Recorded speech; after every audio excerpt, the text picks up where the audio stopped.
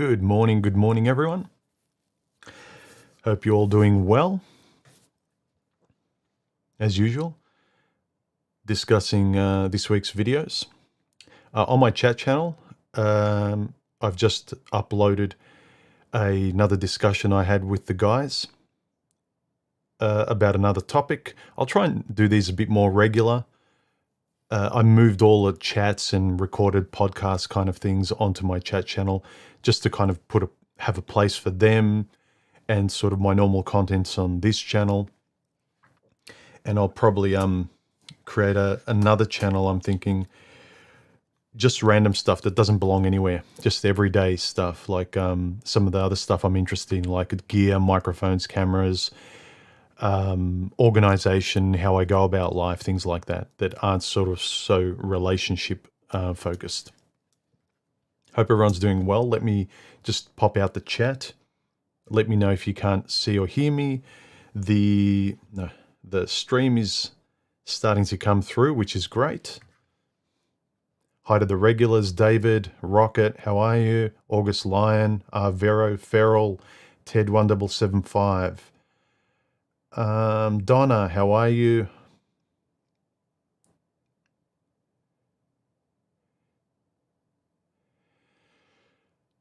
Yeah, it's a grand final weekend, isn't it, here in Melbourne? Let me pop out the chat. One day I'm going to accidentally I'm going to think I'm pressing pop out the chat and I'll just close browser or shut down computer.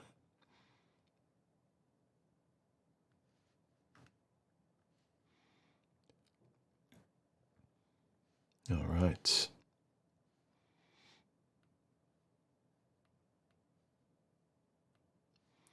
Hope everyone's doing okay. Let's get the show on the road. For the nerds, I'm using the camera I'm using is a Panasonic GH5 with a Leica 15mm f1.7, and the stream is running through Slobs, Streamlabs OBS, and the audio is an Audio-Technica AT875R running through my Rodecaster Pro,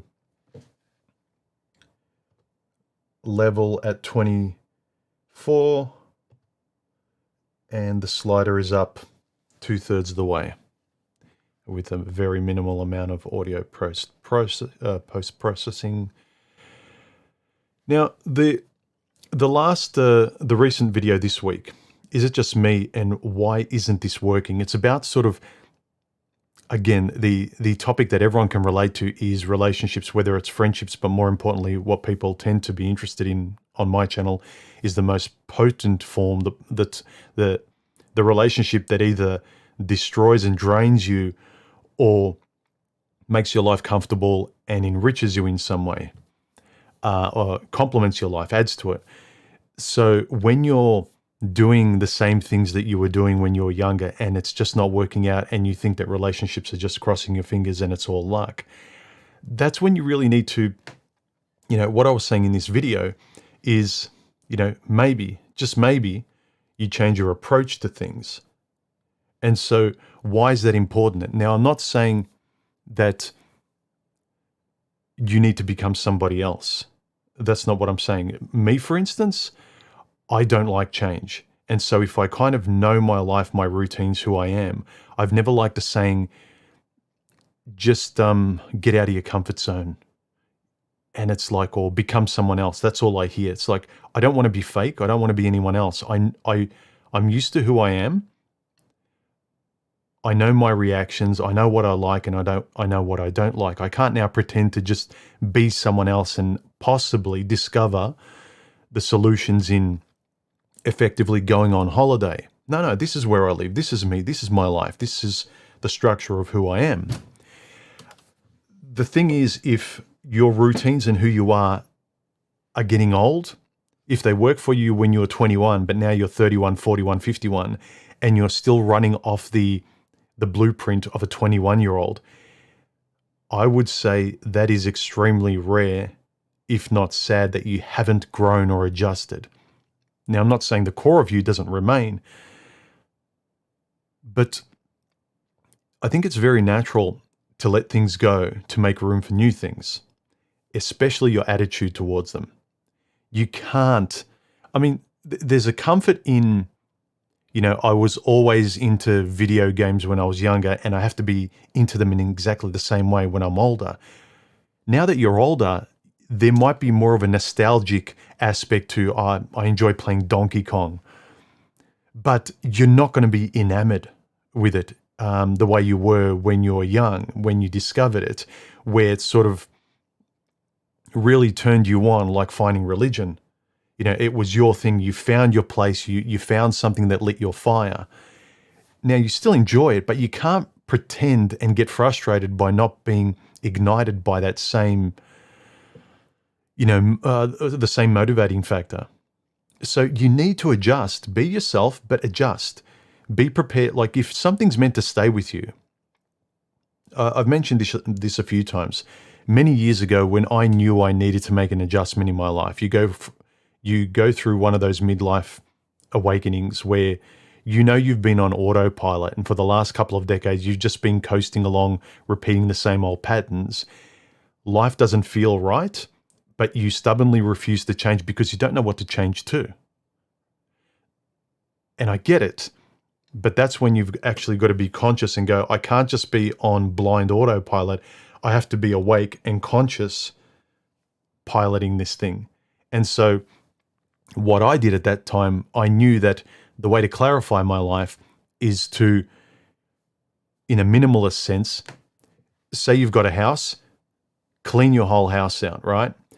You clean it all out, minimize it, and then you put the couch in that you like and you want and you need.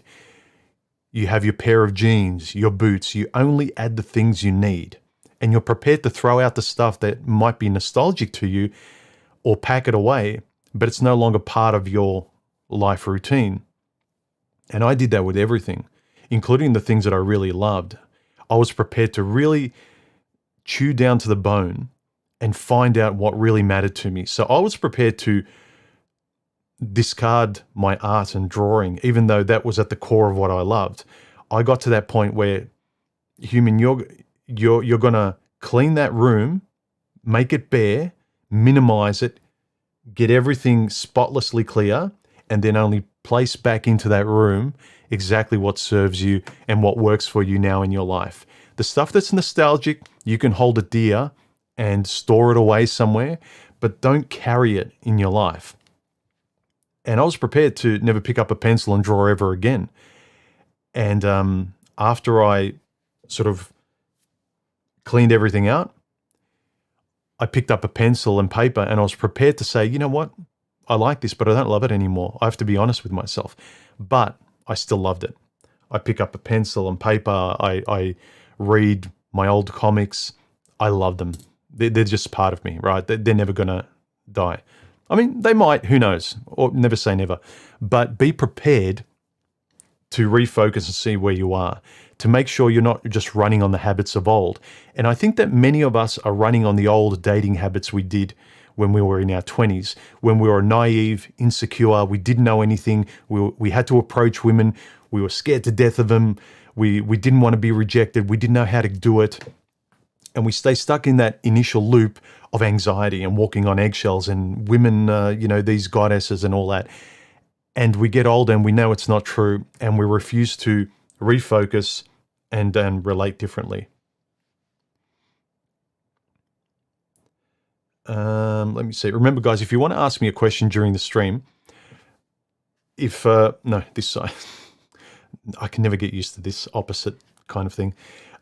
If you're live during the chat, make sure you put a whole bunch of brightly colored emojis like this, for instance, the yellow smiley face, right before the question you want to ask me, so I know it's kind of visually a question you want to ask me.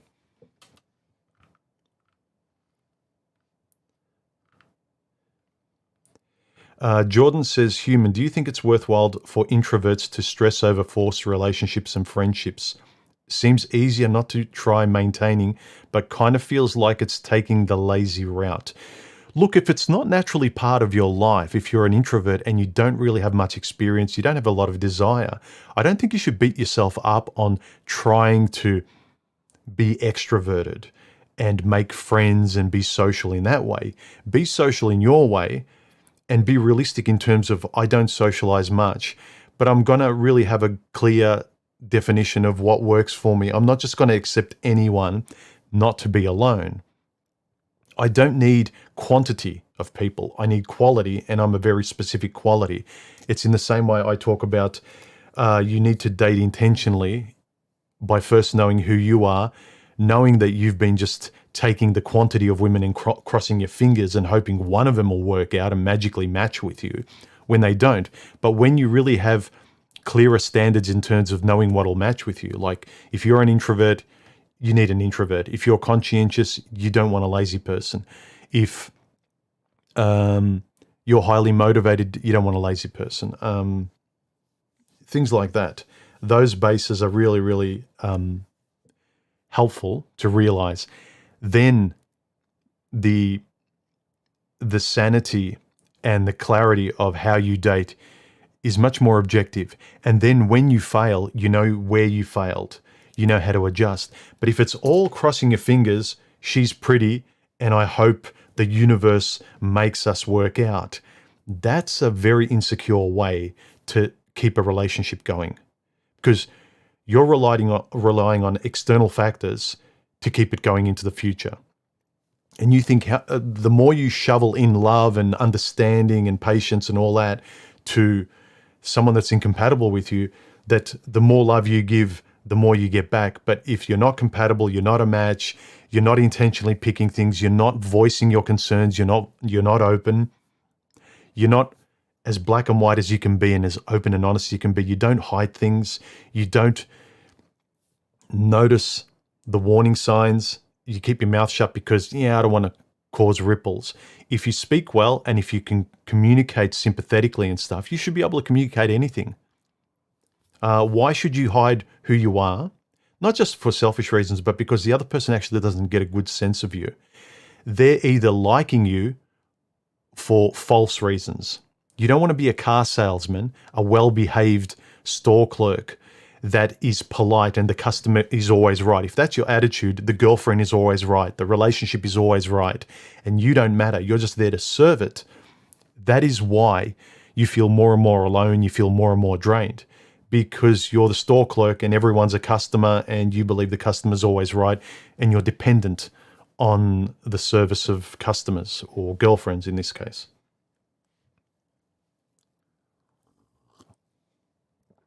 So I don't think it's worthwhile to stress over forcing relationships and friendships, Jordan. If you're an introvert, I don't. I think it's better to be much more intentional and focused and realistic about the friendships you do cultivate and you do choose and you do reject. Don't hang around online. Even if you're introverted, don't hang around, waste your time with people where you feel like, this is boring. I've outgrown these people. I don't like the conversations. They're not for me. I feel like I've been anchored to this low-level place. Like, this was fine for entertainment 5-10 years ago, but now I just feel like life is passing me by and I'm still stuck here in this safe little bubble of guys talking about the same talking points that, frankly, I'm over. I've talked myself to death over these things. Some of these things I discussed in this chat with the guys, reflecting on where did I go wrong. And both of these videos, why isn't this working? Is it just me? And where did I go wrong? The benefit of this kind of self-reflection is put it on you as much as realistically possible. Not that you excuse women. You don't. If someone's done something objectively wrong, they have. But also, don't sugarcoat if you have too. And the reason you don't isn't for her, it's for you. So you don't get her anymore in the future. So your choices, you don't get her. You can keep blaming bad people just so you can seem good in comparison to bad people. But, and don't kick yourself, be very realistic and put your hand up, because guys especially, we should really respect this, where you put your hand up and say, my bad, I screwed up, fellas. You should be able to say that to yourself, and the fellas respect you for it. So too, you should respect yourself for saying, yeah, my bad, human, I screwed up this time. It's laughable. You smile at it, how dumb you were, and then you go forward being less dumb. Yeah, and you develop a thicker skin, you're less woke. There's just a lot of benefits. But the victimhood mentality, I just see too many guys acting like the girl power chicks we're frustrated with. Both sides aren't taking responsibility. Again, I'm not saying if someone was at fault, you don't blame them, but you also blame yourself where you're at fault or where you can improve. So moving forward, you don't have to deal with that anymore. Yeah, it's fun entertaining yourself with war stories and how bad this chick was. Like, let me tell you a story, fellas. Great. But if you just sit in that space over beers, drunk on the glory days and the bullets you dodged or the bullets you didn't dodge because it's a great story and guys listen to you and go, oh man, human, tell us that story again where that chick screwed you over. And then you've got the spotlight on you and then you matter. The guys are, are hugging you as they listen to your story and sympathizing. I understand the comfort aspect of people sympathizing with your victimhood, but I just feel like they're a poor excuse to move forward with. Like the way people are going to listen to you and be with you is because of your pain. I'm pretty sure you go to AA meetings not for company, but to get better so you never have to go to those AA meetings again. So, anyway. Any further comments? Vero says video and audio is 5 out of 5. Yeah, I forgot how good this microphone is. Because it's so simple. Again, like I want to use fancier microphones, but they're harder to set up. They're not as convenient. You have to put them close to your mouth. But this microphone can sit out of shot. And it's really, really good. So, all right, video and audio is good. Jordan says, evening everyone from Canada. What's your fitness regime like, human? Just curious. Just basic stuff like I try and keep my calories under 2,000 every day. If I can, 1,800. And I try and keep active. And usually my meals, I try and eat healthy. And we all know that healthy can still be good. There's a lot of tasty food, but it's just easy to eat badly. I only allow myself to enjoy food and eat as much as I want and whatever's in front of me when I catch up with friends and family, which isn't that frequent, maybe once a week or so. But when I'm in my normal day-to-day, I try and be not very disciplined, like not, counting my protein, counting my carbs and things like that, but having a basic structure, the same couple of breakfast options, like whether it's toast and whatever, or oats or whatever, coffee, the same kind of go-to routines for breakfast, the same 5 things that I usually make for dinner. And there's a comforting and simplistic aspect to that, where you don't have to worry about it. It's done. You don't have to, oh no, what am I going to eat now? I got to think about dinner. I don't want to think about it. I got other things I'd rather do. Just, they're taken care of. So I make, and even going for a walk, I went for a run yesterday. I haven't been in a while. It felt really good. Reminded me of trying to keep that habit once a week or twice a week. It's either a walk or a run, and just very simple eating habits. And if you take away that stuff, then the stuff where you can explore and be creative, like my videos and writing and art and all those things, that's where I can play with chaos, but it's a safe exploration of chaos. Whereas the other stuff that's essential, like your mental health, your physical health, your diet, sleep, I forced myself to get up early. I love staying up late. you couldn't believe. That for me is one of my day-to-day addictions that I really found hard to get rid of. I love staying up late, talking to some guys on Discord, but I'd rather kind of push it to morning because those guys are still awake on the other side of the planet, and you just get more done. So make the habits you know are better for you, try them out, and your life gets easier. Make the hard things easy. Even working out. I've got, gym sets and stuff set up in the home, so I've got no excuse. Don't have the excuse of 3 days a week I've got to prepare to go to the gym for 1 to 1.5 hours, like getting ready, packing my stuff, getting in the car, going there, doing the workout. It's just another major thing that I have to organize in a big way.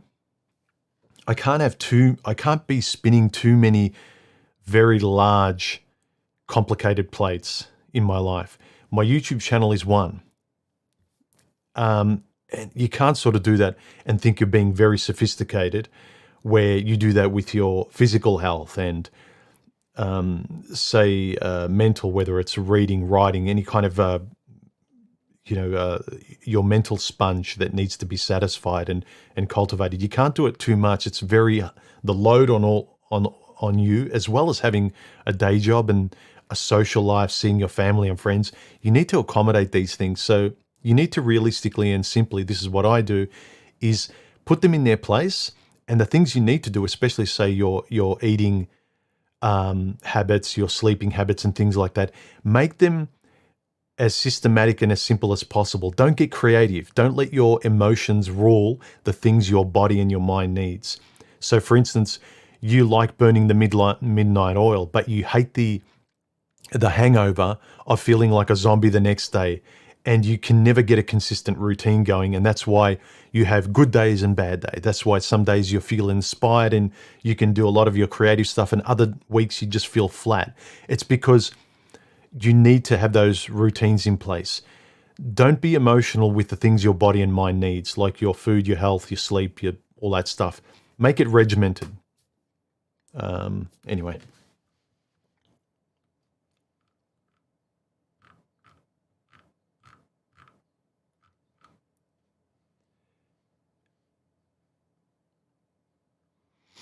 I'm reading some questions. Some of them are, they're jokes. I get it. I'm trying to find serious questions.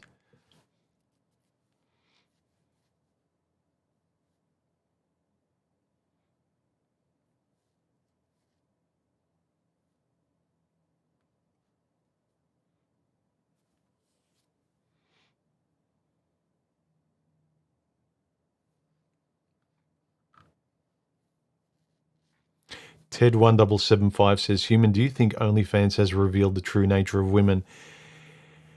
I think the internet in general, over the last generation or two, especially this last 5 to 7 years, has really revealed just, if you look at the average person out there, the average woman especially, it's really revealed how the worst side of the average women out there, where it can lie, the lying and all that. So it's really, because we all kind of knew most guys are pretty normal and okay and good.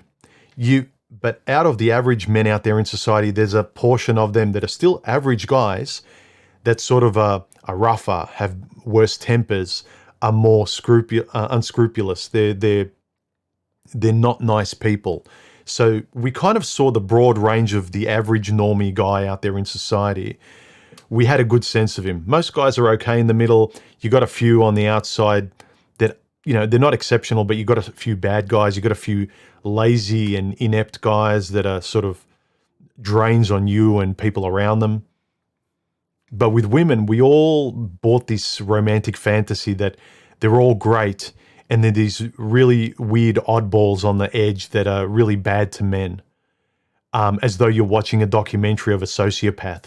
Oh, it's those women there, the sociopaths that divorce men. It's like, no, they're just average women who divorce men. They're here in this section of the society, Half of women do it. It's not an exception. It's not something that you make a documentary out of. And I think that was how men thought before now the internet that has exposed the worst side of the average woman. Again, it's not exposing the worst kind of women like the sociopathic women that you make documentaries out of. We're just exposing, now we're seeing the average woman, what she's capable of when she's lazy. And most women out there are lazy and they're encouraged to do so. So it has. And so I think the good thing that might come out of it, I hope, is that women know that there's nowhere to hide it anymore. You kind of can't really say, well, just find the wonderful, great, moral, fair, giving woman out there that, 90% of us are. It's like, no, you're not like most women are. How many women do you know in your life that are like that? Are your friends all like that? How many divorces do you know? Who were the ones that initiated the divorces? I bet you it was the women.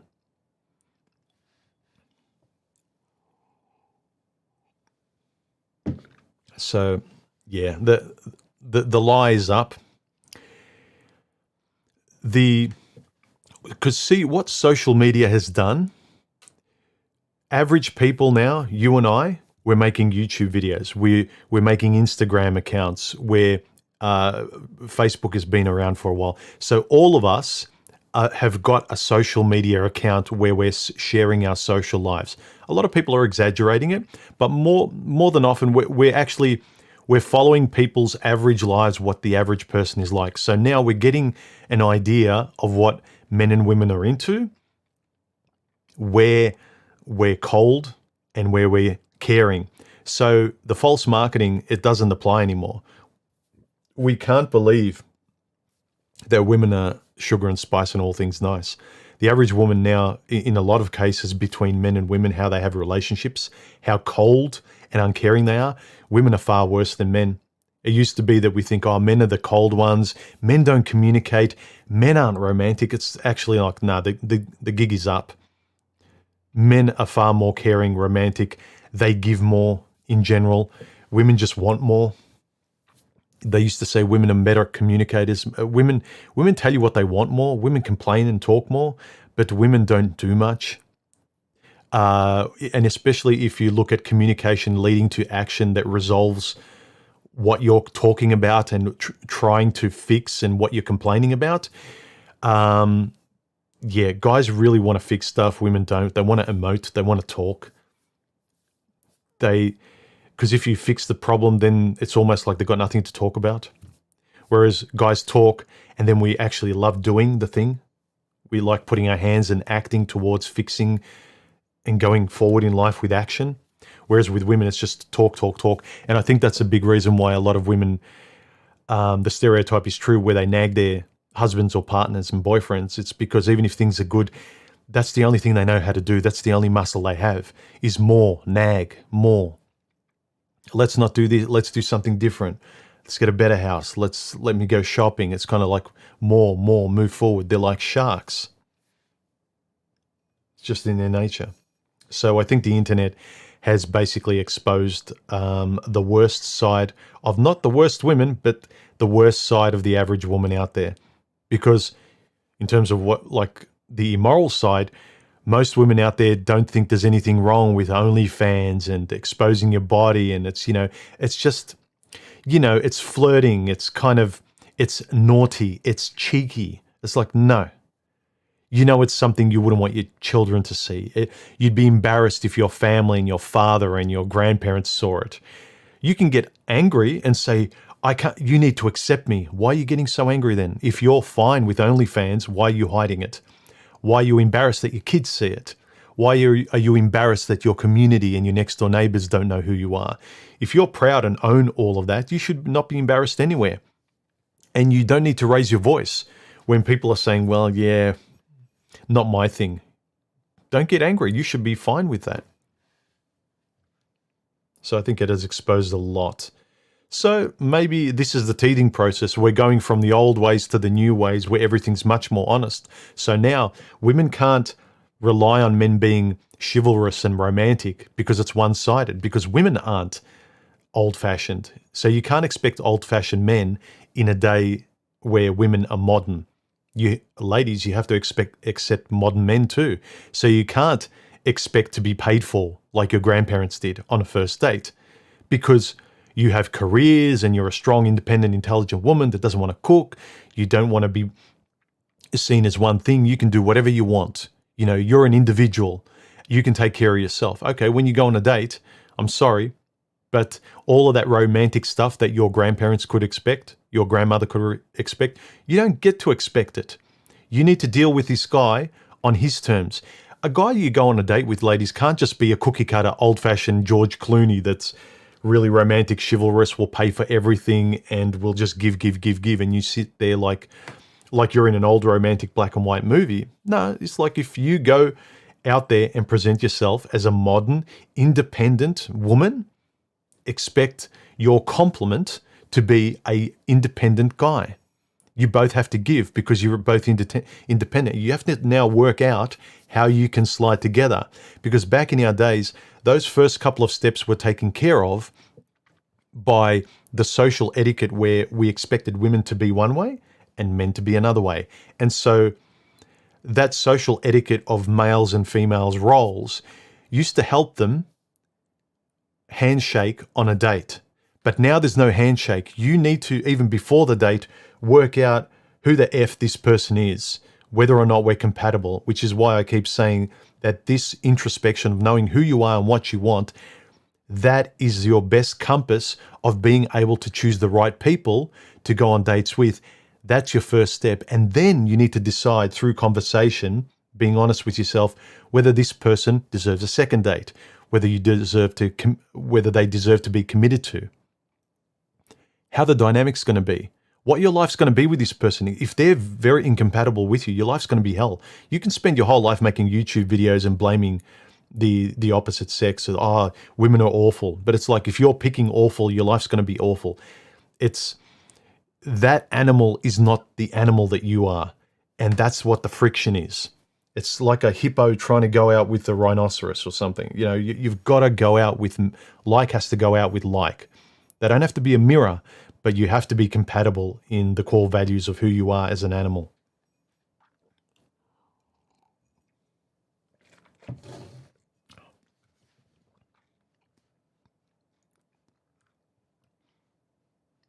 Yeah, David says, if a previous hobby now feels like work, it's time to put it down, or at least let it go and see if you still want it anymore. See if you still miss it. My bet is you don't. A lot of these things that are comforting habits are not making you happy. They're making you miserable because you're not going anywhere. I know I felt like a fraud just doing the comfortable habits of a 20-year-old when I was still in my 30s and then 40s. It just got louder and louder, screaming to me that I needed to change. Remember, are you comfortable or are you just feeling familiar, gentlemen? You know, my thing is like, change your approach. Why is the first thing, that's the first resistance many of us feel. That's how we defend ourselves, our survival instinct. Why should I change? Why? I'm happy. I know who I am. I found my safe place. Why should I? That's where we defend ourselves. But what's happening? Whoa, what's happening? Hang on a minute.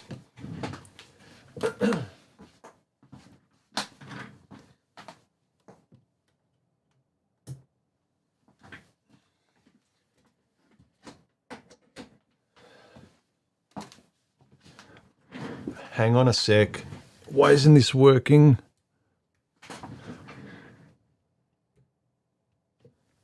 Come on. This isn't fair. Come on.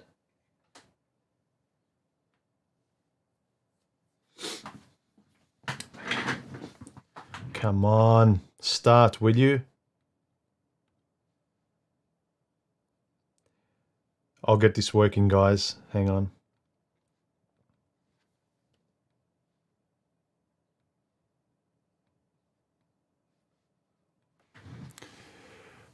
Why are you doing this?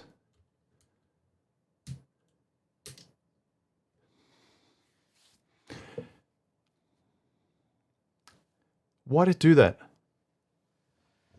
Why? Anyway, that's the first time that's happened. All right. There you go. Unpredictable life.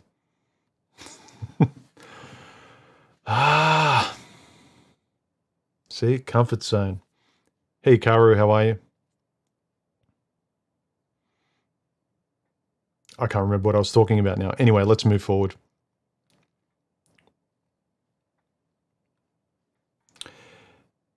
Yeah, David says to August Line, yes, it's correct. If you don't have a passion for it, it's time to put it down and find something new. Yeah, that's right. I was kind of talking about, we have this defensive instinct of why should I do something? I don't want to do it. I know who I am. But the point is, you could be missing your own boat. It's not that you're missing the boat of women or society. It's like you have this feeling that you're just spinning your wheels the same way and in the same position you were when you were a certain age, and you're just running on a comfortable autopilot. And the present older you is missing out on something. And the only reason you're not doing it is because fear. Again, I think a lot of us have this voice of, I don't want to do something, but I know I should. We need to train ourselves to lean into that kind of discomfort of knowing what we should do, but we just don't want to, or we're afraid to. Because I know for myself, 95% of the time, if I just do what I know I should do, but I just can't be bothered or I'm afraid to, almost every time, I can't think of any time that I didn't think afterwards, I feel so liberated and refreshed. I finally did it. I should have done this earlier. It's cliche. We don't like hearing cliches because I think our cliches belong to the normies out there, and that's a saying they use. And I don't like the normies out there, so I'm going to resist any saying that comes from them. But sometimes, whether we want to admit it or not, yeah, we should have done it earlier. So just do what you know you should be doing.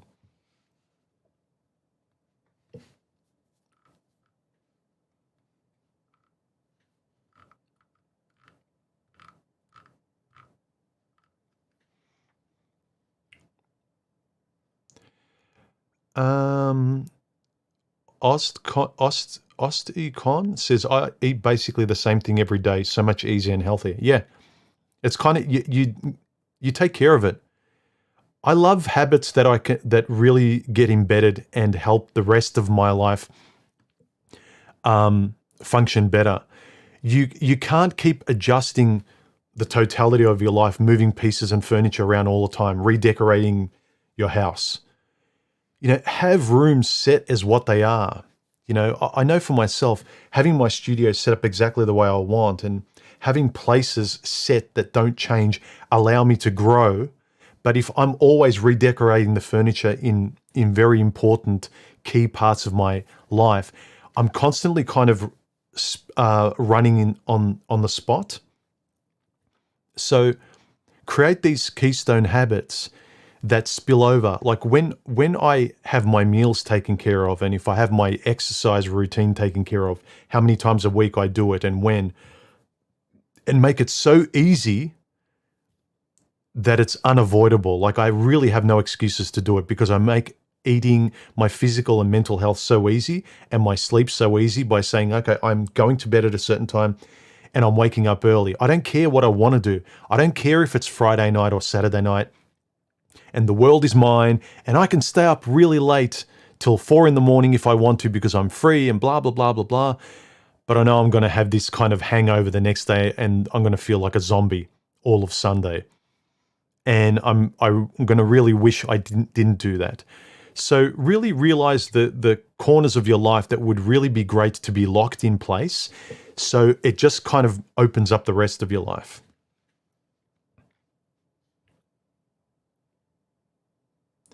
Rocket Scientist says, Human, do you think the manosphere content can subtly make you too paranoid to actually be yourself to date another person? Yes, because I think like a lot of guys lose themselves in their way with a woman because they just keep feeding into the relationship and everything she wants. You become a yes machine because you want to keep her happy because look, I love this pretty woman. I just want to say yes to her. Saying yes is positive, and I want to feel positive, and I want to feel good. I don't want her to have a frown on her face and have these awkward moments and we're not intimate and I'd rather not be there. I want things to be happy. Relationships are supposed to feel good. And so you do and say anything to make them good. But what happens after a while if you don't exist and you keep emptying yourself into a one-sided relationship? When it's over, you find some sanity in other men who share your pain, trying to recalibrate themselves into being a person again who's confident and enjoys life. And then you stay there because it's like, I don't want to drift over into the female domain again, because again, I'm just going to empty myself and I don't know if I'll make my way back again to refuel myself. Other men, we refuel each other and keep ourselves kind of conscious and like, this is what life's about. This is me being realistic. I feel good in my life. I have these things in place. I have my routines. Most women out there ruin your routines, sort of emotionally blackmail you and passive aggressively shame you into just living her idea of what a romantic life is. And so you act this role in this movie that you didn't even like. You don't even like romantic movies, but you play that role because you like her enough to do it.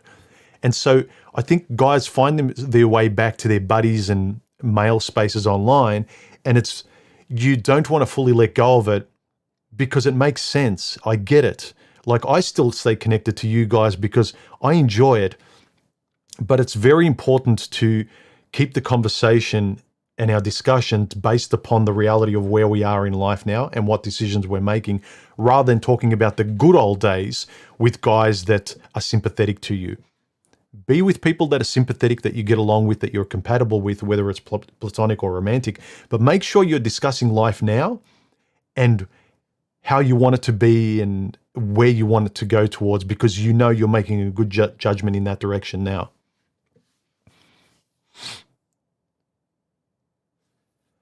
But yeah, I agree, Rocket, that suddenly, and a lot of this stuff is subconscious. Subconsciously, we revert back to autopilot safety. And it's very hard to always be present and making sure you're making the correct decisions now. It's kind of like, washing a car and checking the engine. You're constantly making sure that thing you love is working the best it can because it's providing you with utility and enjoyment in life. It's the same with you and your brain and how you think with your buddies and stuff, or if you're with a woman. Make sure you're constantly, checking in, making sure it's running properly. You can't set and forget your friendships, your relationships, your things like that. You need to maintain them. Life is maintenance, guys. Ourselves first and foremost, which I think a lot of guys forget. We like fixing things outside ourselves, but nothing in life is really set and forget. Everything in life is maintenance. But guys have a tendency to forget the maintenance of themselves. Women don't.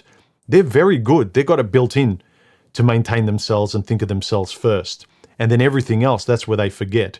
They're completely self-referential and very selfish, much more than guys. We're the opposite. That's why we're complementary. We fill in those gaps where the other doesn't have that thing.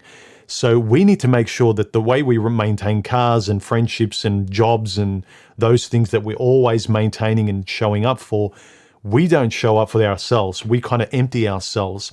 We need to maintain ourselves like our favorite car or something we love externally, but we need to sort of pay attention to here, the internal.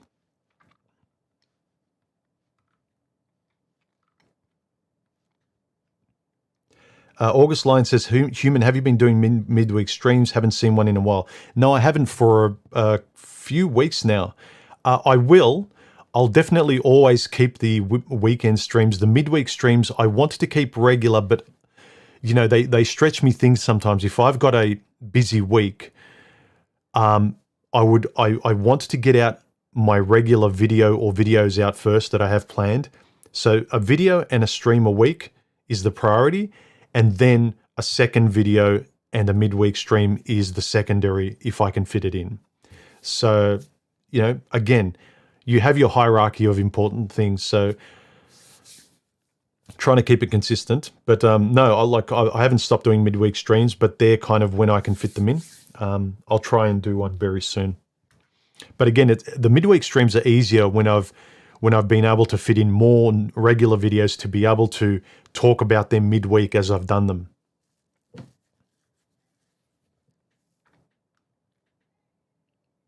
Jordan Peterson says, if women aren't choosing you, it's because they're right. Yes, and to women as well, if men aren't choosing you, it's because they're right too. We need to understand that if you want someone to approve of you and like you in a certain way, they can't just love you for nothing. Otherwise, they might as well close their eyes and just have arranged marriages or get people to throw people at them. Take any job. But if we want to have the liberating experience of loving what we love and choosing what we choose, we have to pay attention about what that thing requires of us. If I enjoy drawing, I have to realize what drawing requires of me, the commitment, the skill, the time, the patience, whatever it is. Same with women. If I like a certain type of women, like some of these guys want a Victoria's Secret model that is going to look beautiful and love them just for being a male. But you can't, and the same with women. Women want these 9 out of 10 guys, six-pack, billionaires, emotionally available, intelligent, blah, blah, blah. But these women are 3s out of 10 or 2s. They're nothing, right? And they don't care about what men want. So a lot of guys will say, well, women don't care about what men want. They just want what they want. It's unfair. But at the same token, we should also, if you want a particular type of woman and you think it's fair, like she wants you to at least be responsible, shower at least a few times a week, take care of your health, have an interest besides video games, be able to speak, watch one of her maybe boring romantic dramas, and then she gets to watch one of your science fiction things. Like, you need to be reasonable, but you can't have one-sided expectations. I think that's where some of the manosphere kind of hamstrings itself, because it's really unrealistic. Realistic because it's as unrealistic as the women who expect everything of men, the best men, the storybook Cinderella romantic version of the best men out there that they should love, are completely zero woman. I get it's the fantasy. It's why, what was it, Twilight? That's the attraction to that. Some, the top tier kind of vampire guy who lives forever, has no weaknesses. He can have any woman he wants, and he's dangerous, supremely confident. He picks a woman who's nothing. And it's relatable because most women who buy into that fantasy don't think much of themselves. They're nothing either. Same as 50 Shades of Grey. A billionaire who can have any woman picks a complete zero with no personality for some magical reason. No, it's no magical reason. We want what we want because of our relative position. You can want something better, but if you don't want to improve yourself, at least, say for instance, you do want to, a woman who's really good looking, improve your looks and your health. You don't need to just be all about looks. You still can retain a lot, but you can't sort of say, if you want the bimbo, the superficial bimbo who's just into looks out there, you have to plug into some of that, because she's just not magically into looking great and having a hot body and stuff. She's going to be into a little bit of that superficiality. She's going to be into shopping. She's going to be into some of that boring stuff. She's not a doll that you take out, you use, and then you put back in the closet and you go back to your video games with your friends and you pull her out once a week for fun. In that case, go to hookers, get a doll, be realistic about what you need from a relationship. But if you need a person, if you need much more than an object, then you need to be realistic about that. But yeah, if women aren't choosing you, it's because they're largely correct. But also to women, if men aren't choosing you, they're right too. You both need to listen to what the other person wants. If you're frustrated that your kind of women are constantly rejecting you, not picking you or whatever, and you fail to budge, if you're saying, well, she only wants me for these superficial reasons of me having money and having this status and whatever, but she doesn't care about the real me, the nice guy. It's the same as these chicks who might be overweight and saying, "On all these guys care about is me having the perfect body, but they don't care that I'm a really nice girl." We both have the boundaries that we want the person to superficially pass before we can get to know the real them.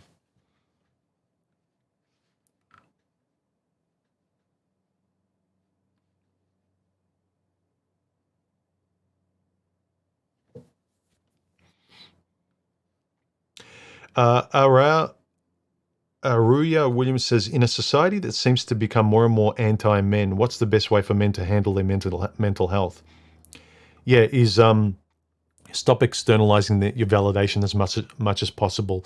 Place yourself in away from all of that. Don't watch so many videos about that antagonism between society and men and women and stuff. What you habitually spend your time in, whether it's entertainment and dating the same type of women, you're continually going to recycle the same kind of frustrations too. Let me put my phone on silent. So take your way out of those environments. If you're addicted to those environments that irritate you, you need to be honest about it. I knew for a while, I can continue to be entertained and irritated by these environments of men and women and dating and stuff and going out with hot messes, even though they're good, they're exciting for 5 minutes, but they give you a lot of hangover afterwards, whether it's relationship or just wasting your time. You just need to respect your time a bit more. And you need to be honest about when you're just tired of recycling the same kind of frustrations. Again, it's fine to have fun talking about your war stories.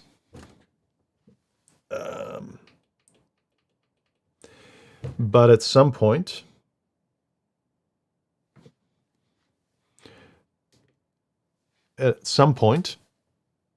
you want to enjoy your life a bit more.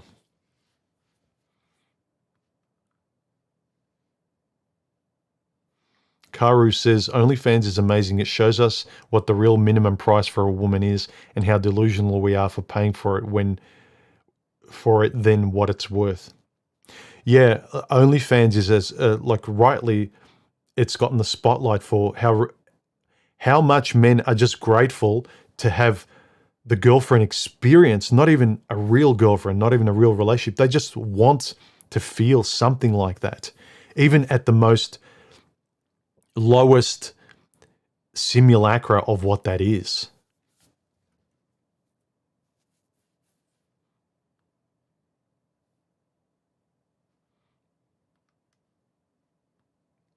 Yeah, David P. actually said something interesting. He says, I like to refer to myself as a human doing rather than a human being.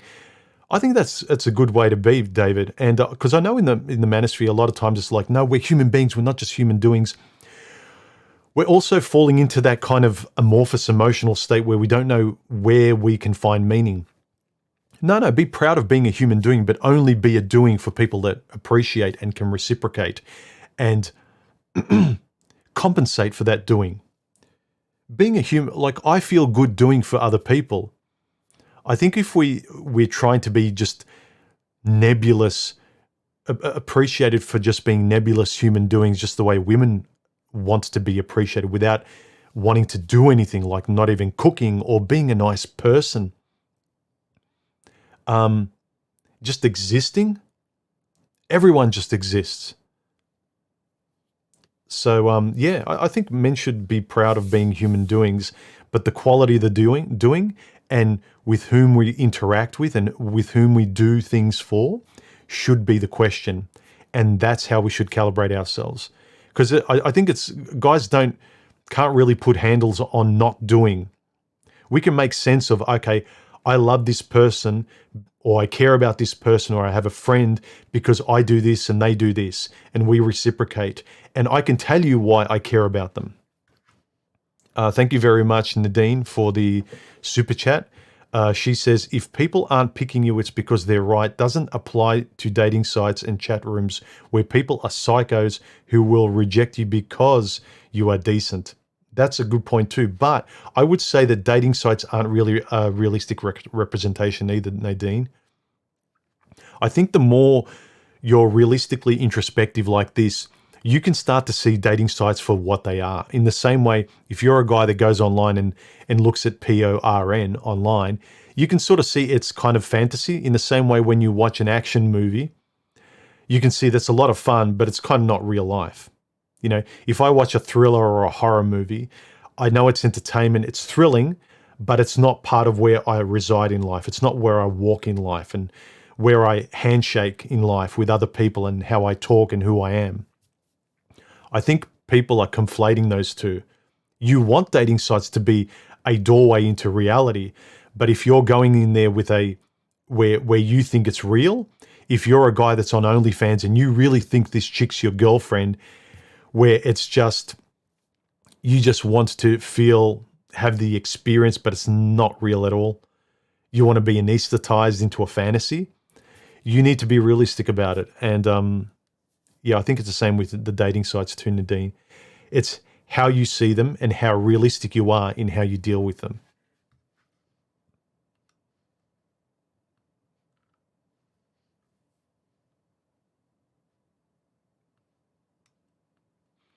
A random mortal says, hi, human, long-time fan. Would you say that the root of the problem with women is spiritual? No, I'd say it's emotional, like it's always been. They add the spiritual, they call women sort of attach a lot of spirituality to their emotions to make themselves sound intelligent and also to make themselves feel less alone, especially with other women. You only have to look at episodes of Oprah where all they're doing is talking about feelings and attaching more intelligent spiritual labels to their feelings to make themselves feel more mature about their feelings. But really, they're just children who have a spiritual lexicon added to their emotions.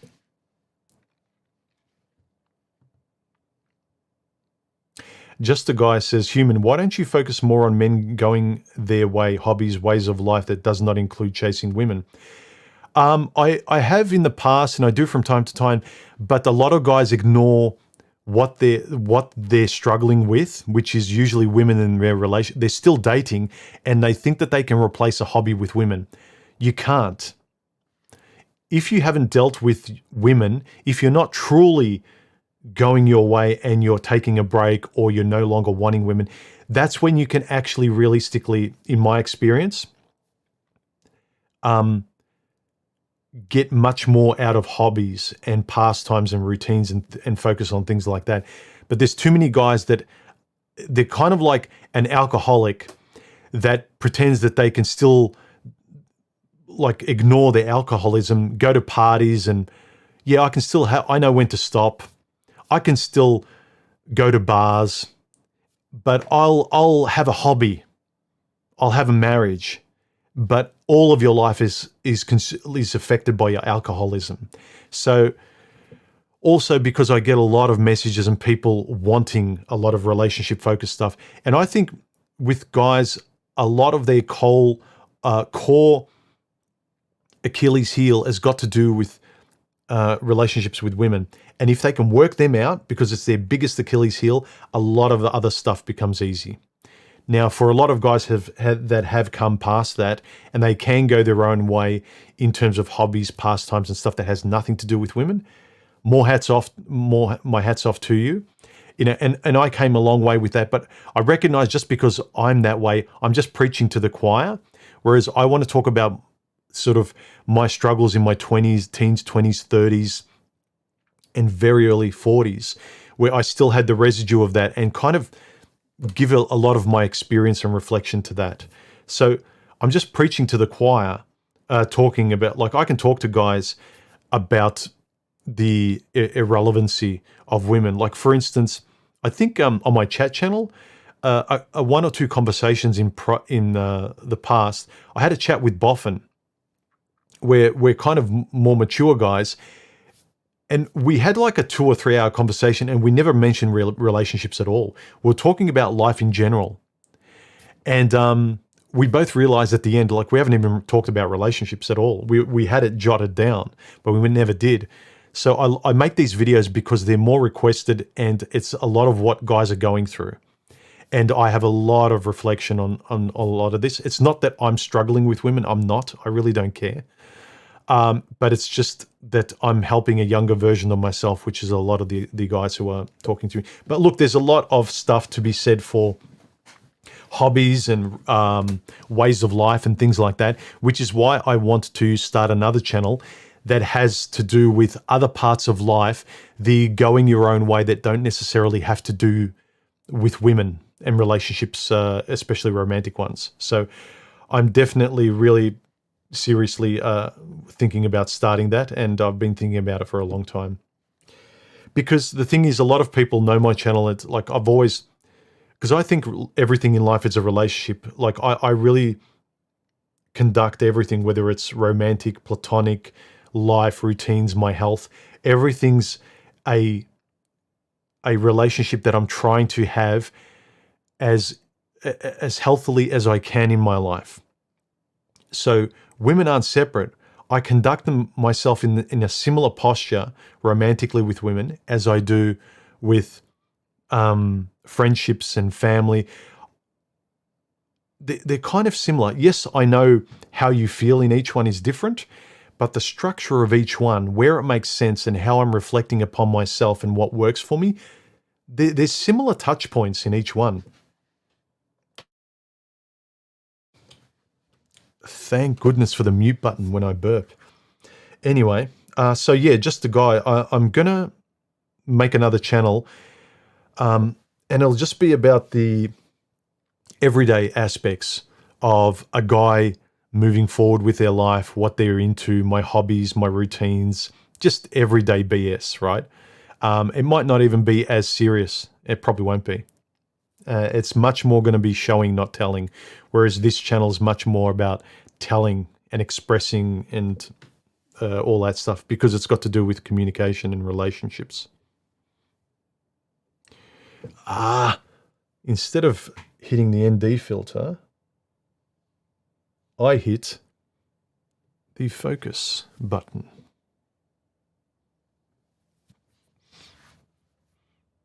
I'm really annoyed that I think my battery ran out. I think I know what the problem was as well.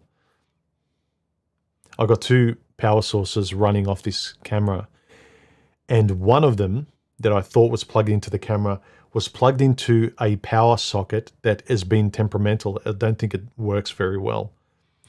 So it was running off the battery of the camera, and the camera battery just ran out.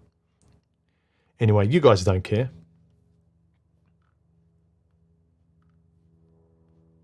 Now, some of the comments I got relating to this video, especially, was Arvero said, "Time is precious and I don't want to waste it." Oh no, wrong one.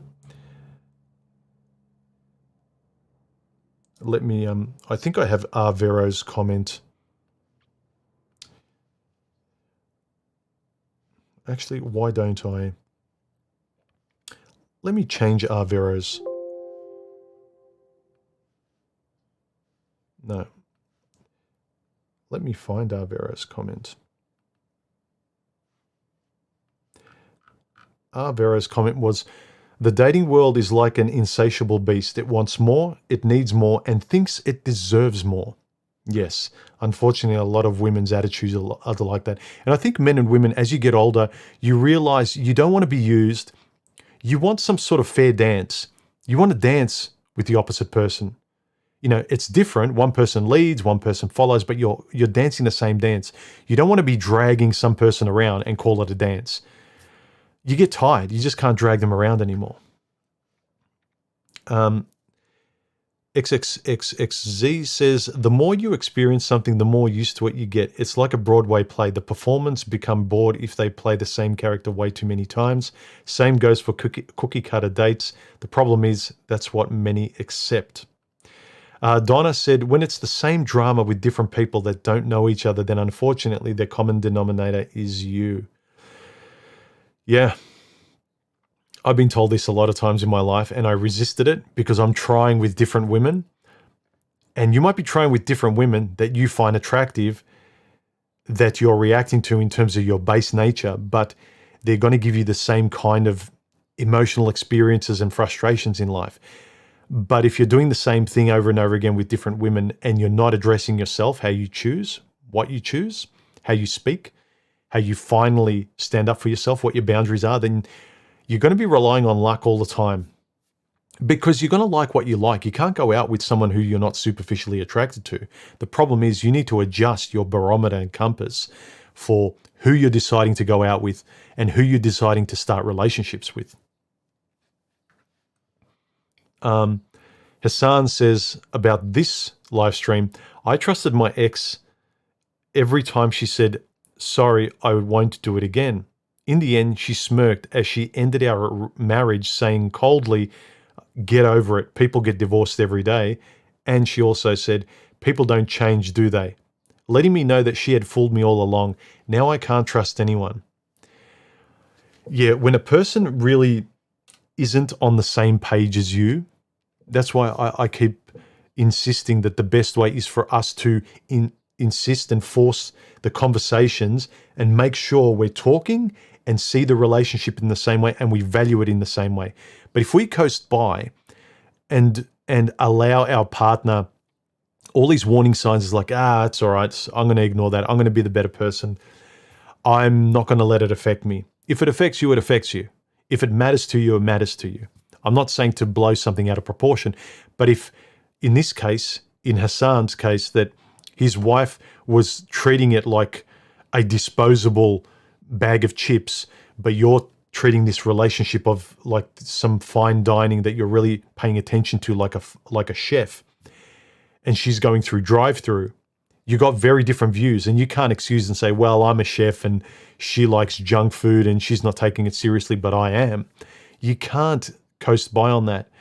It comes to a head where she says, yeah, relationships are junk food. People eat junk food and go through McDonald's all the time. What's your problem, Hassan? It's like, well, I treated it like fine dining. I treated it like a chef. It matters to me. There's a connoisseurship to relationships that you treated like fast food McDonald's. Well, if you never had the conversation, if you excused them treating your relationship like McDonald's, where you were trying to treat it like a chef, again, a large part of that is on you and what you accepted, what you failed to talk about because you didn't want to lose her. You know, she might have been nice on some superficial level at the start, but if she's not going to be, if the substance of the person, if the quality of the person isn't going to be good, and you're just going to excuse, if you're going to run on the fumes of superficial hotness and excuse everything, then again, you can't blame that there was no substance there, because you excused a lot of the substance. You thought just because she's pretty, that meant she was smart, or that meant that a pretty girl means that she's a really nice girl. Oftentimes, especially today, the better looking the woman, the worse her character is, because she's conditioned to never develop a nice personality because she doesn't have to. In fact, in the schoolyard with girls, the most bitchy girl is the most popular. The nicest girl gets walked all over. And so she's conditioned that the bad girl wins. In the same way, guys, nice guys don't win. The worst kind of chads win. So either become a chad or get walked all over. You have to find what really matters to you as the standard, compared to just the general standard that every bimbo or chad will use to get anyone. Because if you're on my channel, if you're into this sort of stuff, if you have intelligent conversations, quality matters. Quantity can take a hike. I've had so much quantity. And I'm not talking in terms of women. I'm like, I probably, I don't know if I'm average or above average in terms of the relationships I've had. But I know that whether it's food or women or pastimes or hobbies, like you guys that play video games, I'm sure you have a hierarchy of quality.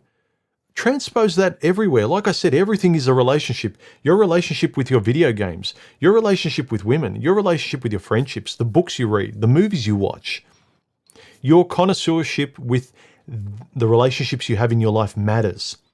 And that connoisseurship is quality. You don't have to like every food. There's a refreshing liberation to you really knowing that, you know what? I love steak. I don't like lamb as much, or chicken. Steak is a 10. Chicken is a 7. Lamb is an 8. Like, know where you stand. And this food is a complete 2. I don't, like, if I don't have to, I don't want to touch that food anymore. Really know, there's this clarity of knowing where you stand. Stop being a general guy trying to pick up any woman and crossing your fingers. Like, there's just this clarifying liberation of, because you're going to become very particular as you get older, whether you know it or not. You're going to harden, your neuroplasticity is going to harden, and like it or not, you can't just generalize yourself. You're not going to like everyone. You know what you like, and really be a connoisseur in what you like, but be realistic about it. Stop just trying to date general like the way you did when you were 18. You feel like a fraud when you're 50 or 40 or 30 because you know you're faking it. You're being lazy. Just be the specific person you are. Yes, your chances are much more narrow, but also you should care less, because you don't want to pick a general woman, have to modify your life around her, and then you hate your life anyway, and then you have another failed relationship as you're an older guy, and then you feel even more embarrassed because you know you should know better. When you were 20, you can excuse yourself because you knew less. As you get older, we kick ourselves because we know we should know better, and we don't pick better.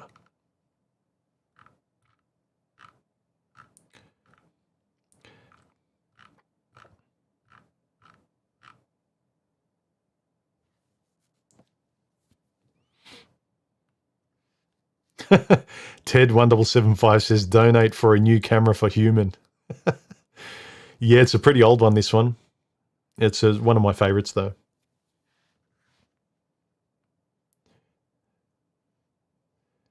Yeah. Yeah, hit the subscribe button, guys. Join the channel. Be part of the channel.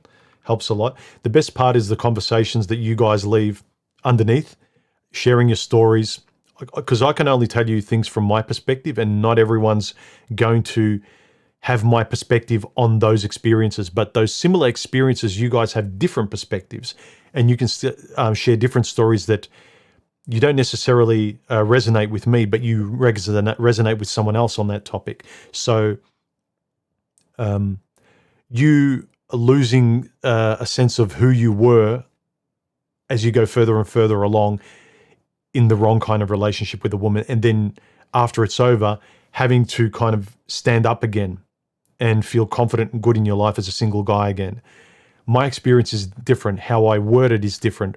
What I try to grab to pull myself up is going to be different.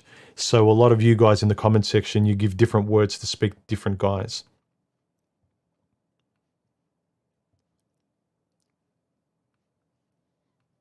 Rick says, I was thinking about getting back into working on old muscle cars, but the prices are crazy. Any suggestions?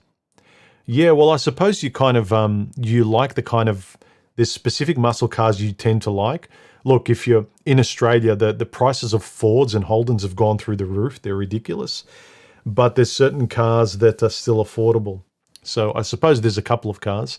So work with what you got.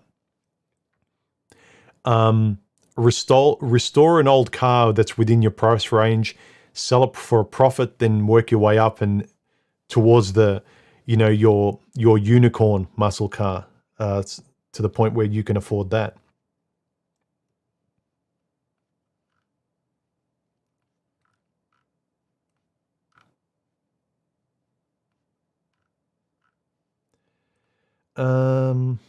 Any more comments?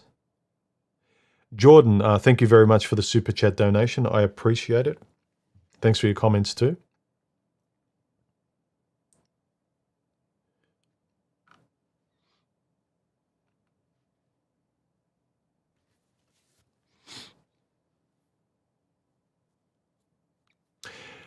Arayu Williams says, human, how much has PORN affected men in today's society? pertains to dating and relationships, and what would you suggest for the men out there that are dealing with it? It's an epidemic today.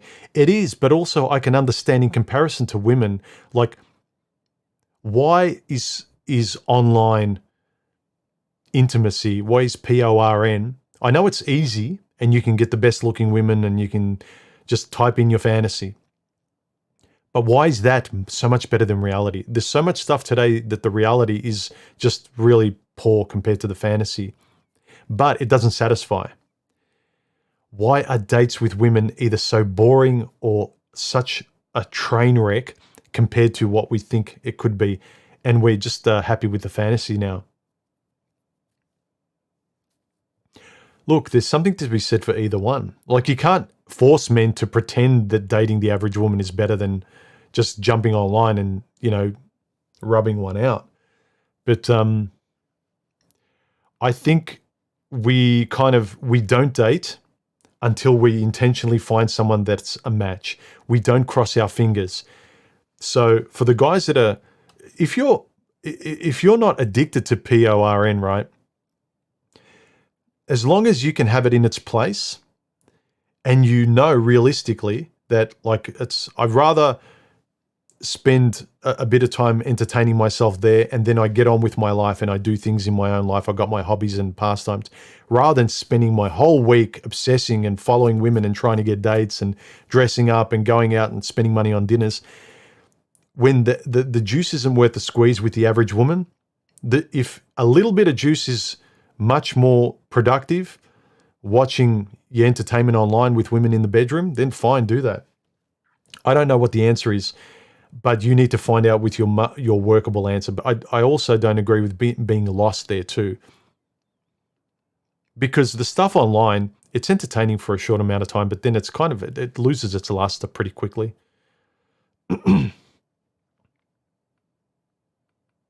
Because I see men settling for a lot less. Men are just settling for a lot less in the real dating world.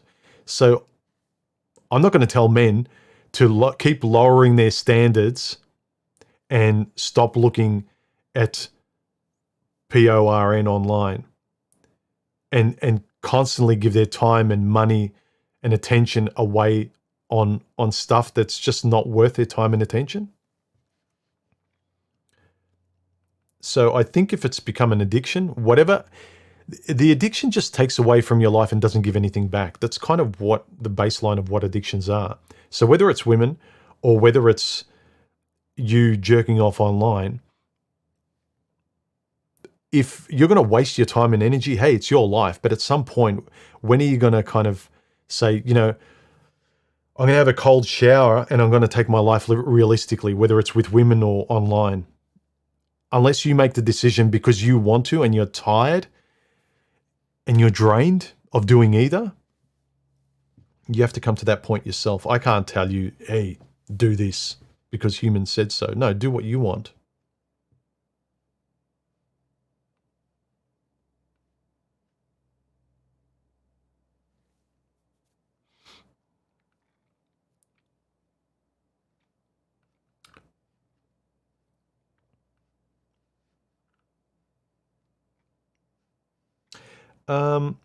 David P says, I'm tired of asking women out for coffee or a meal, paying for it, and never hearing from them again. I don't expect sex on the first date, but she needs to put some skin in the game in addition to just showing up. If she won't agree to pay for her own meal before the date, I'm not interested. Yeah, this is a contentious one. I just get so much resistance from women today that say, well, if he doesn't pay for the first date, it shows me that he's not interested. But it's kind of like men are tired on going on first dates where they never hear back from her. And she's like neutrally passive and it's like, great, yeah, I'll talk to you later. Yeah, next time, catch you, and then ghost because they don't want to be mean. Meanwhile, from a guy's point of view, he's just tired of going out with women who just want free meals. Women need to be much, much more realistic, verbally honest before, during the date. Don't enjoy the free ride of a semi-relationship if you really don't like the guy. I'm sorry, today women don't expect him to pay on the first date. You just met, you're strangers. I still get pushback from almost every woman I talk to saying, well, that's a bad omen if he's not going to pay for the first date, or, the person who asks should pay. How convenient that's your motto, since women almost never ask guys out on dates. And also online on dating, women have hundreds and thousands of messages, so why should they ask any? Like, there's just an avalanche of men asking them out and chatting them up. They don't have to make any effort. So they're almost never asking men out.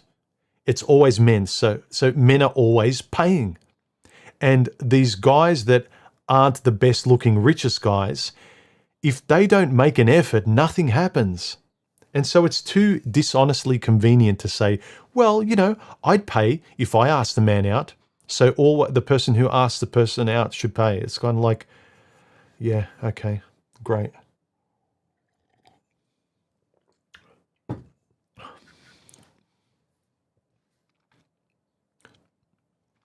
The convenient dishonesty is what men are sick of. If a man's experience is, I'm just tired of the last 20 dates I went on, I got ghosted and I paid for dinner and I tried to do the right thing. And she was very responsive to the dinner. She was very thankful. She was very happy and thanked me for dinner. She could tell she liked it. Then afterwards, again, same old story. You can't keep doing the same thing over and over again. As I said in this video, change your approach. If you're sick of paying and getting nowhere, change that up right before the date. Say to her, like, make it obvious, like, yeah, no pressure.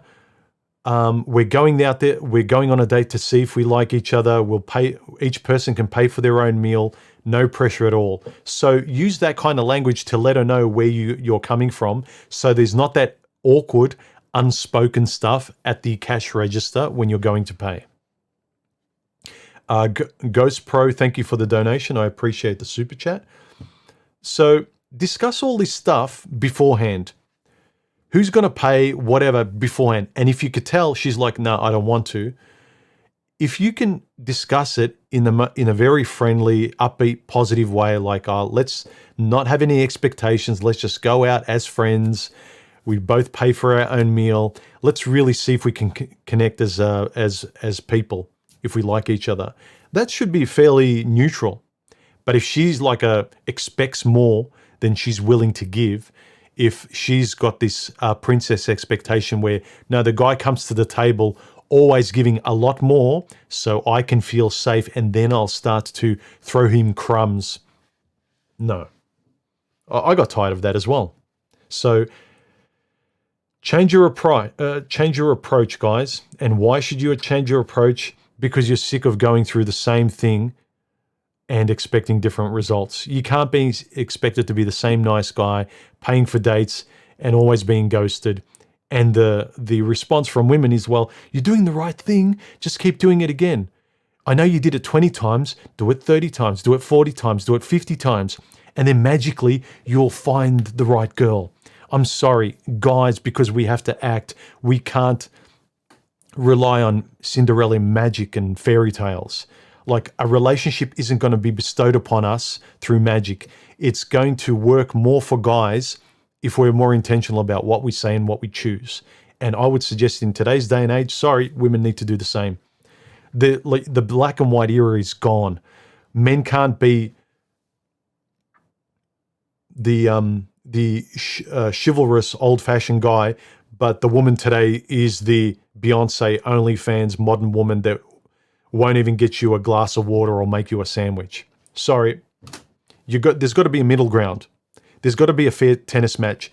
I can't turn up to the date playing tennis, and you turn up on the date not wanting to play any sport at all and to be inert. We're either playing the same sport or we're not. And unfortunately today it comes through honest conversation, and especially as guys, I know we're attracted to women, but you need to train yourself and just make the decision. It's like, I don't care. I've just had so many of these pretty women disappointing me and making me feel demoralized that I don't care if she's pretty. If I hear these words coming out of her mouth, if the same kind of girl power entitled princess lexicon comes out of her mouth where she expects all this stuff and she's not going to give anything else. It's like, you know what? Like, I don't think we should go out on a date. We've got different points of view. And that's only going to happen if you let it out and insist that she lets out where she's coming from. None of this, oh, let's just see what happens. Let's see if we vibe and whatever and blah, blah, blah. None of this vague BS. Talk, keep it lighthearted, be funny, joke around, but talk seriously about what you want, what you expect, and same with her. Do it with a smile on your face. Don't be sort of like, you know, a frown on your face and be very serious like it's an interrogation, but laugh about it, but actually talk about what you want and what you expect and insist that she says the same thing to you. Yeah, Just the Guy says it's about life philosophies. Do you both have the same life philosophy? And also, is it just lip service on her part, but she doesn't actually practice it?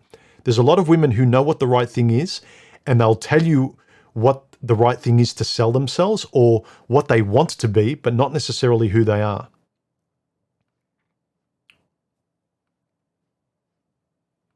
Hit the like button, guys. Subscribe and join the channel. And if you have a microphone after this stream, jump on Discord and enjoy the chat with the guys.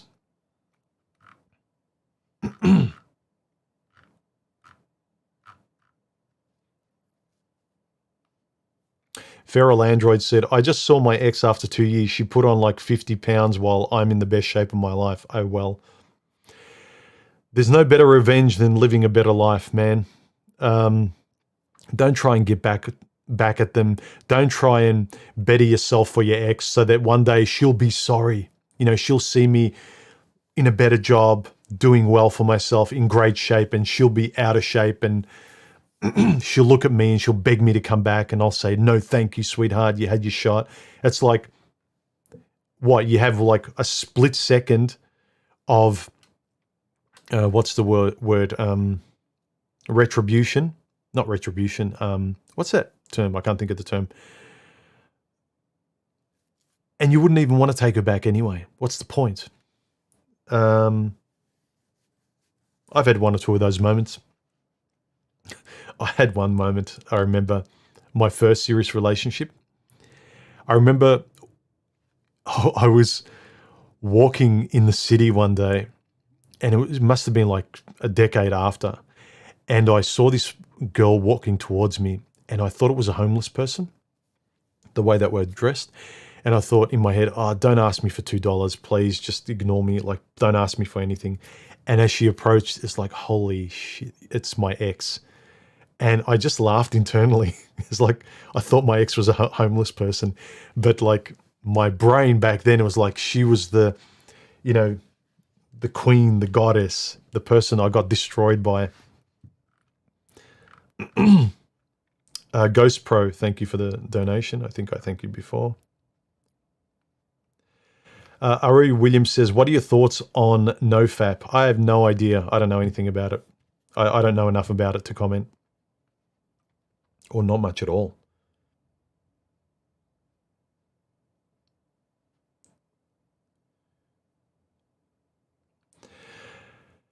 Almada Warrior says, we know that they're also human, but that's how we're supposed to connect with them.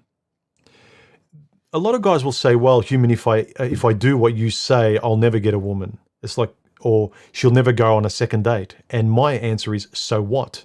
Your life's still good. Your life still makes sense. You won't be lobotomized afterwards or shamed into knowing you should have known better. Oh, this kind of train wreck, she'll never go out with me. Yeah, so what? Win-win. We know it's the right choice, but it's like, yeah, but I can't get her into bed.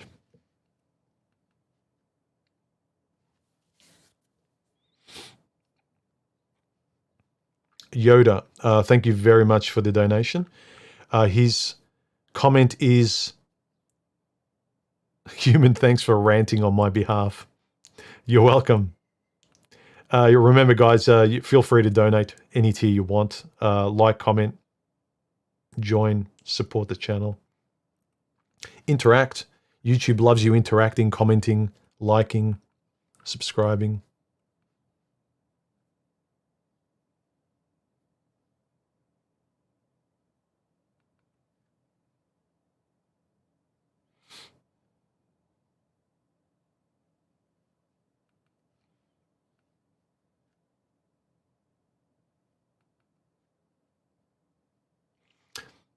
Paul Cooper says, how many times do women use there wasn't a spark comment?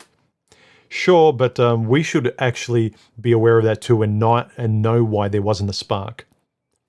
I think that's where we can really feel more secure about who we're saying yes and no to, like knowing why this chick, knowing why you feel the way you do, why you're getting the warning signs, and knowing how to articulate that in your head and verbally if necessary, if she asks. Try doing that. Like there's something really, there's character building in knowing how to think and speak better, but there's also, there's something really good about if they ask, because I've had 1 or 2 women on dates frustrated when I say like, yeah, I don't think it's going to work out. And you could tell that they're saying, oh, I've had messages and face-to-face where they say, it's really frustrating. Can you tell me why? Because I'm frustrated. I'm getting a lot of guys saying the same thing. I think we're getting along, but they don't think I'm a match. I just want to know why, so I might be able to improve. Some women get really annoyed, but if they ask, I tell them. If they don't ask, I don't. I know why they're not a match. I don't want to start an argument. If they didn't ask for any feedback, I won't give it. But if they ask for it, I'll tell them. And yeah, I'd say like 75% of them get annoyed. They'll give a passive-aggressive comment back, and they'll tell me why I'm not good.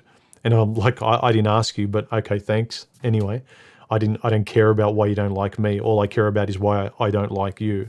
But whatever, I'm not annoyed. Like everyone has the right to not like me for whatever reasons. But I remember 1 or 2 women that appreciated it, and they didn't give me a snide, passive-aggressive rebuttal. But yeah, the amorphous, vague, we're not vibing, I don't feel a connection, all that stuff. I think it's important that you know why you don't feel a connection.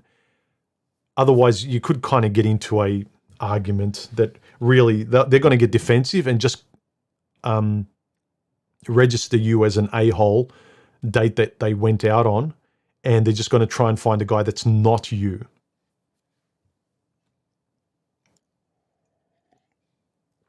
All that matters is what future dates you go on and what future commitments you make to women in terms of if you have a relationship with them or if you don't. Again, I keep repeating, I'm not saying you need to get into a relationship. I'm just saying be realistic. If you still do want female companionship, going about it with your eyes open in a realistic way, so then when it ends, you're not lobotomized by it. The more you go on autopilot, believing in fantasies, the more you're going to be destroyed afterwards. You're going to be destroyed less and less if you're more realistic about things and knowing where you stand. Yeah, David P. Says it well. He says, set the expectation and be prepared to walk away if she isn't interested in meeting it. Same with her. If you don't meet her standards, every woman's got every right to walk away from you and say, no, thank you. You might think, oh, she's got her expectations too high. Fine. Life will let her know in the long run, whether she ends up alone or with someone.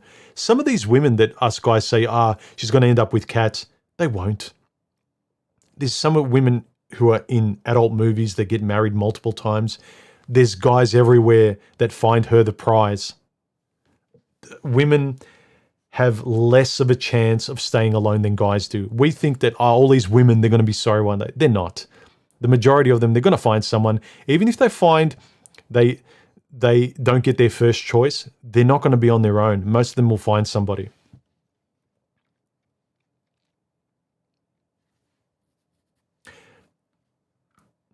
Don't apologize for your expectations if they're realistic. If they're the realistic expectations that when you talk with your friends and family, everyone would say, yeah, they're good, they're great. honest, realistic ones, not the ones that women, when they get in their little hen circle, say, no, you deserve this guy, you deserve everything, you're the best.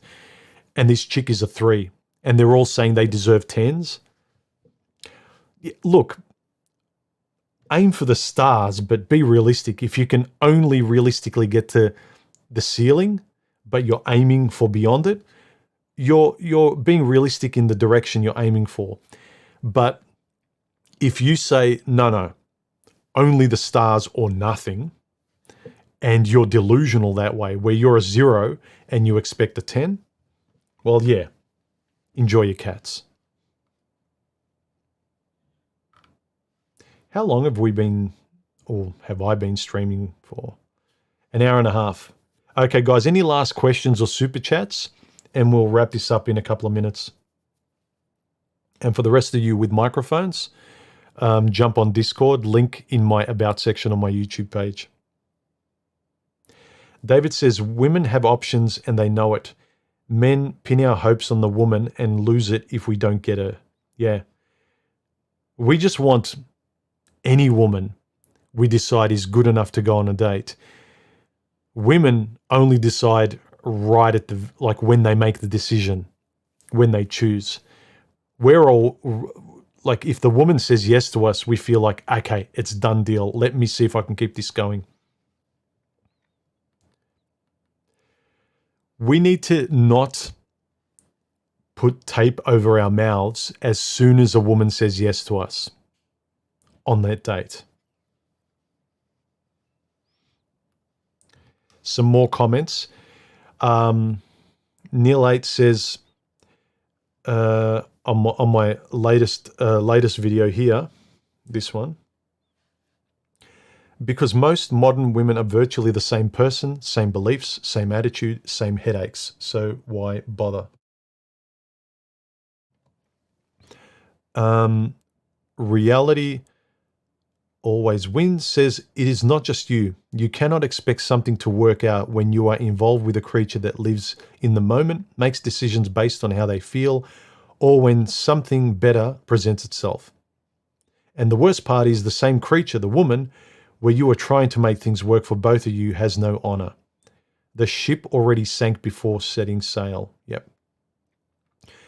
Tom M says, it is hard to soar like an eagle if one spends too much time with turkeys. That's right. And it's not so much, you don't need to kind of artificially boost yourself and say, I'm an eagle and all women are turkeys. It's like, you know where you are. If you're an eagle, if you're a dog, if you're whatever, know what kind of animal you are and associate with the same kind of animal. Don't be a dog associating with eagles or birds and wondering why that relationship is always distant and you can never have a compatible existence together. Tom continues, I have not dated for a few years. So females place low on my priority list.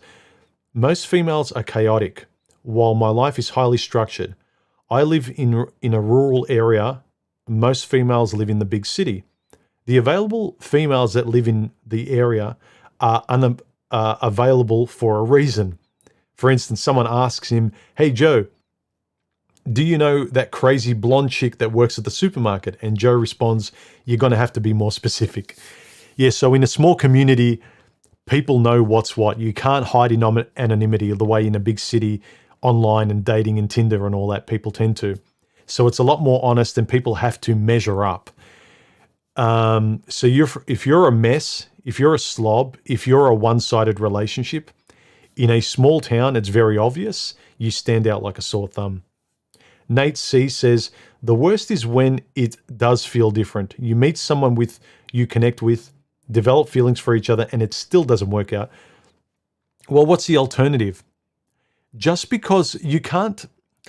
Look, there's also the philosophical argument for like, we're born and we're all going to die one day, right? So what are you going to do? Just not live while you're here? It's the same with like the shorter structure of a relationship. Do you not bother because it ends one day? Is your definition of a good relationship and something worthwhile is that it doesn't last for a lifetime? If you want kids, there's a window there where you want it to last long enough to have kids at the bare minimum. You want it to last forever, I know. But also you need to be realistic in terms of Is your definition of success in your life longevity? Is it being able to enjoy it for as long as possible, then speak up, picking quality, recognizing that you or them, that you might change in 5-10 years? So the thing to do is pick the best, most compatible person right from the start if you want the most longevity possible. There's all those factors. You can't guarantee things. In 5 years, you could have the perfect person who may last the rest of your life, and then one of you dies. One person's still left. They didn't choose to. But see, again, you could say it's philosophical, but we need to approach it more realistically. You can't just say, because things end, I'm not going to try. You're going to be buried one day. So the point is, you don't try. It's like you enjoy life and get the most sane quality and plan as rationally as you can, so you can enjoy it as much as possible without your life being destroyed afterwards because you were blind going into it. Look, I've said it before, take calculated risks, but don't look for complete safety, because then you don't live at all.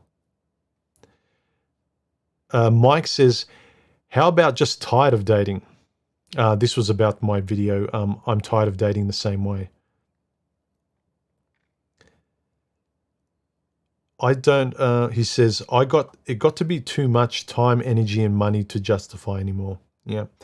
Vero says, I don't avoid women. I avoid relationships and intimacy. I just can't adapt to today's demands. Again, if you got your standards and you just don't have any more fuel in the tank, sorry, all the women I dated, even if it was my fault, they drained me. I can't. And women can get angry at you and say, and your parents and society's like, but it's your fault. You picked the wrong women. Okay, I did. I put my hand up, but I've got no more interest, no more fuel. The wrong women ruined it for me. But it's your fault. Fine, my fault. I'm still not doing it. So shut up. Own it. Stop being shamed. Like, if you enjoy your life, do what you want to do, guys. Like, I'm tired of the world and women shaming guys. If I don't have any more energy, I don't. The most egregious example is where you get a woman telling a guy who's had his kids ripped away from him. He doesn't see his family. He's been divorced once or twice. He's tried, like, in a very intense, meaningful way. And even if he did a lot of wrong, the insult to him to say, like, it's your fault, get married again, have kids again, try again, you did it wrong. It's like, F you. I don't want to do it. It's my life. No, you have to do it. Says who? You do it. Is your life perfect? It's like, this is my life. Get your hands off. Quasimandias says, the rules are pretty clear. We just refuse to acknowledge them. Having a relationship with a woman is usually impossible. 2, it is possible to relate to women in general. Yes, but if you want a specific type of compatible relationship that's going to last the distance, give it as much chance as possible, you need to pay attention to and voice and relate and speak up about and not have a suit of armor in a relationship, not sort of hide behind playing a role in a movie that's this relationship, but actually just be yourself. That's hard to do. It's just easier to play a role with the average woman being an average man. Quaz continues, your interaction with a woman is likely to be fleeting and there is probably little to learn there, but the skill of relating to women takes a man a lifetime of a refinement. A man's choice in light of this dynamic is to choose whether he would prefer to be lonely and dissatisfied intermittently or permanently. That's a really good point. A man's choice in light of this dynamic is to choose whether he would prefer to be lonely and dissatisfied intermittently, being okay with failed relationships in a short-term sense and accepting that relationships himself and how he wants to relate to women are just transient, or permanent. If you want permanent, then adjust how you deal with women and what your boundaries and your rules are for her and you. That guy, Pete, you refuse to invite to gatherings. He says, it's like soda. It fizzles out sooner or later, but I suppose it's still drinkable. Yeah. You drink the soda first off, and then once the bubbles die down, you don't get the buzz of the carbonated drink right at the start, but if you still like the flavor, if you know what you're dealing with, it's different. I think it's people delusionally expecting the soda to still be fizzing like the honeymoon period. The honeymoon period's not going to last. It's going to fizzle out, and you're not going to be left with any bubbles in the soda, but you got to like the flavor, not just the buzz, not just the fizz. If you're running on the buzz of the carbonated part of the drink, you're going to be very disappointed over and over again, and you're blaming the person for not staying carbonated. Chris Brewer says, relationships, a sweet, intoxicating drink with a horrible hangover. We've got a lot of drinking metaphors, but it's not surprising when we're talking about guys. Mickey M, thank you for the super chat. He says the response of women when they say there's no spark. He says, "Madam, I'm an electrician, not an ignition system."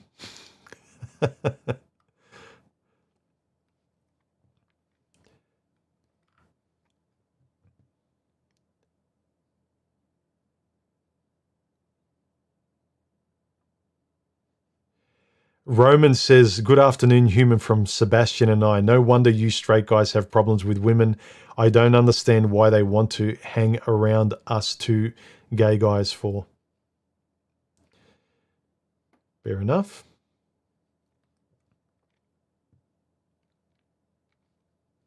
Shadow Ghost, thank you very much for the super chat. That guy, Pete, on the stream, he's left a comment. He says, I honestly don't get the shaming to men doing their own thing. Like, these people don't want these men anyway. So why? Yeah. If a guy doesn't want to have anything to do with women, he's just happy on his own life, leave him alone. But it's like, no, you need to play it. It's kind of like, you know, religious extremists. It's kind of like, no, you have to be converted. It's like, no, leave them alone. They don't believe what you believe. No, but they have to. It's part of the rules. We need to convert them. They need to see the light. It's part of God's way. It's part of my way. It's like, leave them alone. They're not hurting you. That guy, Pete, continues, even if he changes his mind and dates again, not like you will, so why? Yeah, leave people alone. I enjoy talking to anyone. You know, Monk, MGTOW, girl power chicks, as long as they say, like, anyone who has a sensible, non-debating way of like as long as you don't want to win the argument, have your point of view. I'm not trying to change your mind. I'm just trying to have an open conversation. And sometimes you can have interesting ones, especially when you have a conversation with someone who's slightly or largely different to you. You can have a refreshingly different conversation because you're not just talking to your own echo chamber, which is why I encourage guys to have productive live and let live conversations and not just go back to the well of hamster wheeling a echo chamber amongst the guys who just think the way you do. And all you do is just regurgitate memes and platitudes of why you're right and why women are wrong. And at the same time, you're still frustrated by the same things.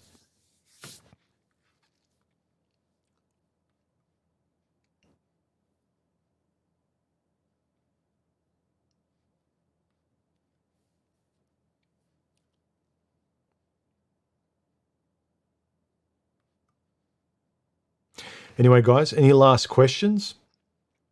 I think I've pretty much covered everything. Also, check out the conversation I had with some of the guys relating to a lot of these issues in terms of like being responsible and not deflective. And if it is something that's been a problem with you, that has been hamstringing you from life, dating, jobs, you know, how you rather wish your life would be, if you're not adjusting how you operate in your life, if you're operating in exactly the same ways that give you the same results, your life's not magically going to change. I would say that's more of a female mode, that I don't want to change. I like who I am, but I want different results. If you really liked who you are, then you would be happier with the results. If being exactly the same way over and over again habitually, it's not giving you any different results, then I'm sorry, like, especially being logical as a guy, adjust something. You don't have to turn your life upside down. Adjust the equalizer a bit. Turn some of those dials. Hit pause on some things and try something else. while maintaining who you are largely. Don't lose your integrity, stay who you are, believe in your core values, but adjust your approach in things. You might be surprised. It reminds me of some of those people that are in, the fat acceptance crowd. Like they believe that, health is great at any size. And then all of a sudden, when there's one person in that group that was their friend, and that person says, look, I still believe that we should be respected no matter how big or small we are, but I want to lose weight because of health reasons. I want to get in shape, whether it's aesthetic, health, I want to sleep better, blah, blah, blah. And the moment that person gets thinner, the whole group turn on them. And it's like, hey, I'm still your friend. I want to discuss with you. I'm not shaming you, but I want to take steps to improve my life. I don't want to stay in the church of these are the 5 rules. It's like, yeah, okay, I can sympathize with them and it's unfair and we're trying to work with them, but I'm trying to do something different to improve the areas in which I'm frustrated in life.